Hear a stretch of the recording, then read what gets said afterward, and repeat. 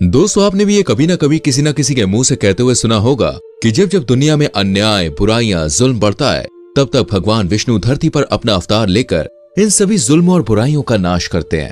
इस दुनिया में रावण और कंस जैसे दुष्ट अत्याचारियों का नाश करने के लिए इन्होंने राम जी और कृष्ण जी का अवतार भी लिया था। वैसे दोस्तों, आपने भी कभी न कभी ये नोटिस किया होगा कि भगवान विष्णु हमेशा सुदर्शन चक्र के साथ ही नजर आते थे, जो कि हिंदू माइथोलॉजी के मुताबिक दुनिया का सबसे शक्तिशाली अस्त्र भी माना जाता है, जिसने दुनिया से सभी बुराइयों के अंत के साथ साथ पापियों और अत्याचारियों का अंत भी किया।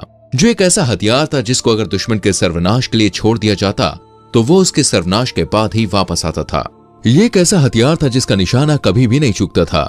वैसे क्या आपने भी कभी ये नोटिस किया है कि महाभारत युद्ध में श्री कृष्ण ने इसका आखिरी बार इस्तेमाल किया था। इसके बाद इसका जिक्र किसी भी पुराण में नहीं मिला। क्या आपके मन में भी कभी ये ख्याल आया है कि आखिर ये शक्तिशाली अस्त्र कहाँ गायब हो गया? और क्या आपको भी यही लगता है कि आज भी ये धरती पर है?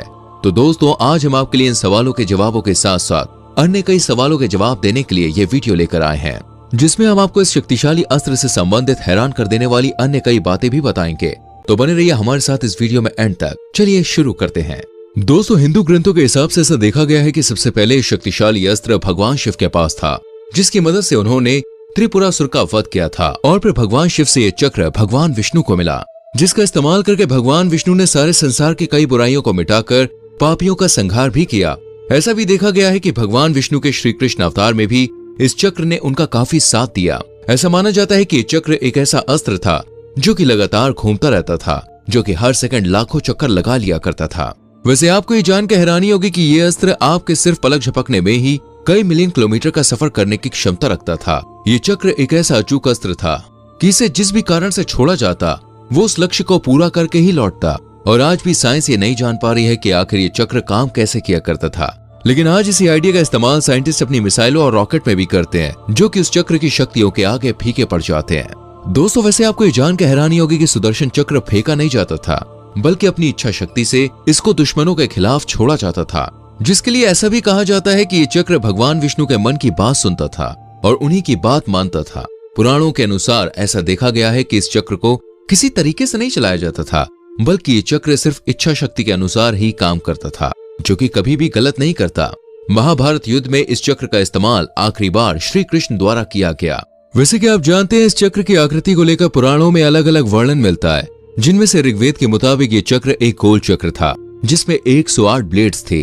इसके अलावा वामन पुराण के मुताबिक ऐसा बताया गया है कि सुदर्शन चक्र के केंद्र में 12 तीलियां और 6 नाभि होती है और इसका केंद्र वज्र से बना हुआ था, जिसमें ऐसा भी माना जाता है कि 12 तीलियां हिंदू कैलेंडर के 12 महीनों को दर्शाने के साथ साथ 12 देवताओं सोम, इंद्र, वरुण, वायु, अग्नि, विज, मित्र, इंद्राग्नि, प्रजापति आदि का प्रतिनिधित्व करती है। और वही 6 नाभि 6 ऋतुओं को दर्शाती है।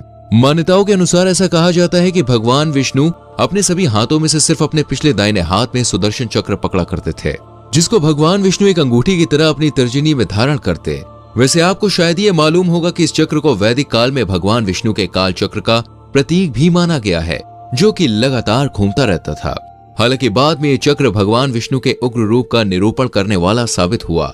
कई गौरवपूर्ण हिंदू शास्त्रों जैसे वेदों, यहाँ तक कि पुराणों में भी इस चक्र के इस्तेमाल का जिक्र किया गया, जिसे मुख्य रूप से ब्रह्मांड में कानून और व्यवस्था की रक्षा करने और बुरी शक्तियों को खत्म करने के लिए एक प्रभावशाली हथियार के रूप में दर्शाया गया है, जिसका उपयोग भगवान विष्णु के अलावा उनके अवतार श्री कृष्ण द्वारा भी कई बार किया गया। इसके अलावा दोस्तों, इसका उपयोग समुद्र मंथन के समय मद्राचल पर्वत के आध्यात्मिक पर्वत को काटने के लिए भी किया गया। और दोस्तों, शायद ही आपको ये बात मालूम हो कि इस चक्र का इस्तेमाल भगवान विष्णु ने सती के शरीर को टुकड़ों में अलग अलग करने के लिए उन्हें पृथ्वी पर गिराने के लिए किया था। ये बात तो आप जानते होंगे कि जब सती ने अपने पिता द्वारा आयोजित यज्ञ में कूदकर अपनी जान दे दी थी, तब उस समय भगवान शिव काफी दुख में थे और सती के शरीर को दाह संस्कार के लिए छोड़ने को बिल्कुल भी राजी नहीं थे। तब भगवान विष्णु ने सुदर्शन चक्र का उपयोग करके देवी सती के शरीर के अंगों को काट दिया था और जिन स्थानों पर सती के शरीर के 51 अंग गिरे थे, उन्हें उसके बाद से शक्तिपीठ के रूप में जाना जाने लगा। ऐसे ही कई सैकड़ों उदाहरण मौजूद हैं जब भगवान श्री कृष्ण ने सुदर्शन चक्र का इस्तेमाल किया, जिनमें से भगवान श्री कृष्ण ने कुरुक्षेत्र में भी सूर्यास्त का भ्रम पैदा करने के लिए भी इसका इस्तेमाल किया था, जिसकी वजह से अर्जुन को जयद्रथ को मारने के लिए मदद मिली थी। वैसे क्या आपको मालूम है कि कई लोगों की ये भी मान्यता है कि जब कृष्ण जी ने गोवर्धन पर्वत को उठाया था, तो उस दौरान उन्होंने उसके नीचे सुदर्शन चक्र को धारण किया था भगवान श्री कृष्ण ने इस चक्र का इस्तेमाल दुश्मनों का सर्वनाश करने के साथ साथ इसको समय चक्र के रूप में भी इस्तेमाल किया, जिसके कारण इस चक्र का नाम समय चक्र भी पड़ गया था, जिसकी मदद से भगवान श्री कृष्ण समय में पीछे या आगे जाने के साथ साथ समय को रोक कर भी रख सकते थे। वैसे आपको ये जानकर हैरानी होगी दोस्तों कि ऋग्वेद के मुताबिक ये चक्र कोई हथियार था ही नहीं, ये एक समय का चक्र था जो कि लगातार चलता रहता था। जब भी भगवान विष्णु को समय में बदलाव करने होते थे या फिर किसी दुष्ट को उसके पापों की सजा देनी होती थी, तब भगवान विष्णु और उनके अवतार इस चक्र का इस्तेमाल करके समय को रोक दिया करते। और जब भी भगवान विष्णु को किसी पापी दुष्ट का वध करना होता, तब भगवान विष्णु समय के चक्र में जाकर उस दुश्मन को निहत्था कर उसका नाश करते थे। दोस्तों, अब तक तो आप सुदर्शन चक्र के इस्तेमाल के उदाहरण देख ही चुके हैं। चलिए अब आपको बताते हैं कि आखिर ये शक्तिशाली अस्त्र अस्तित्व में आया कैसे। तो दोस्तों, हिंदू धर्म ग्रंथों के मुताबिक ऐसा माना जाता है कि सुदर्शन चक्र को भगवान ब्रह्मा, विष्णु और महेश की संयुक्त ऊर्जाओं के मिलन से बनाया गया था, जबकि कुछ अन्य शास्त्रों में ऐसा भी दर्शाया गया है कि इस चक्र को गुरु वनस्पति द्वारा भगवान विष्णु को दे दिया गया था। इसके अलावा भगवान विष्णु को यह अस्त्र कैसे मिला था, इससे जुड़ी कहानी आपको शिव पुराण में मिल जाएगी, जिसके मुताबिक जब राक्षसों और दैत्यों के अत्याचारों से पूरा ब्रह्मांड काफी उलझन में फंसा हुआ था, तब देवताओं को अपने आसन खोने का डर सताने लगा, जिसके चलते सभी देवता भगवान विष्णु से मदद के लिए उनके पास पहुंचे। उन्होंने भगवान विष्णु से रक्षा करने की मांग की, जिसका जवाब देते हुए उन्होंने ये बताया कि उनके पास उन सभी शक्तिशाली राक्षसों का वध करने के लिए आवश्यक हथियार नहीं है। लेकिन देवताओं से काफी आग्रह करने पर उन्होंने देवताओं को यह तसल्ली दी कि वे शिव से मदद मांगेंगे और उनसे एक विशेष हथियार देने का अनुरोध करेंगे, ताकि उस हथियार की मदद के सहारे उन सभी राक्षसों को हराया जा सके। देवताओं की मदद के लिए इस हथियार को प्राप्त करने भगवान विष्णु हिमालयों की बर्फीली पहाड़ियों पर जा पहुंचे और फिर वहीं महादेव की तपस्या करने लगे। तपस्या पूरी होने के बाद भगवान विष्णु ने शिव जी की पूजा करने की सोची, जिसके लिए विष्णु जी ने शिव जी के सभी 1000 नामों का जाप करने और उनके हर एक नाम के साथ एक कमल का फूल चढ़ाने का प्रण लिया। उसके बाद भगवान विष्णु ने पूरे यकीन के साथ 1000 कमल के फूल इकट्ठा किए और भगवान शिव को स्मरण करने लगे और उनके हर नाम के साथ एक कमल का फूल चढ़ाते गए। जब भगवान शिव ने विष्णु जी की इस अपार भक्ति को देखा, तो उन्होंने भगवान विष्णु की परीक्षा लेने का फैसला किया, जिसके चलते उन्होंने उन 1000 कमल के फूलों में से एक कमल का फूल चुरा लिया। जब आखिर में भगवान विष्णु ने देखा कि उन कमल के फूलों में से एक कमल का फूल कम है, जो कि उनकी इस तपस्या को पूरा करने के लिए बहुत जरूरी था। आपको जानकर हैरानी होगी कि इस एक कमल के फूल की कमी को पूरा करने के लिए उन्होंने अपनी आंख निकालकर फूल की जगह चढ़ा दी।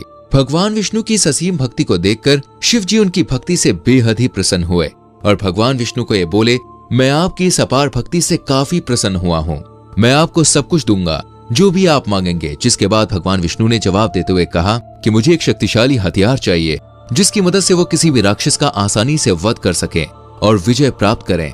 फिर उनकी इस मांग को सुनकर भगवान शिव ने विष्णु जी को सुदर्शन चक्र दे दिया। क्या आपको इन सब बातों के बारे में पहले से मालूम था? हमें कमेंट करके जरूर बताएं। वीडियो अच्छी लगी हो तो लाइक करें, शेयर करें और आने वाली वीडियोस को देखने के लिए चैनल को सब्सक्राइब करके बेल आइकॉन प्रेस करें, जिससे आने वाली वीडियोस आपसे मिस ना हो। हम मिलेंगे आपसे अगली वीडियो में। अपना बहुत ख्याल रखें।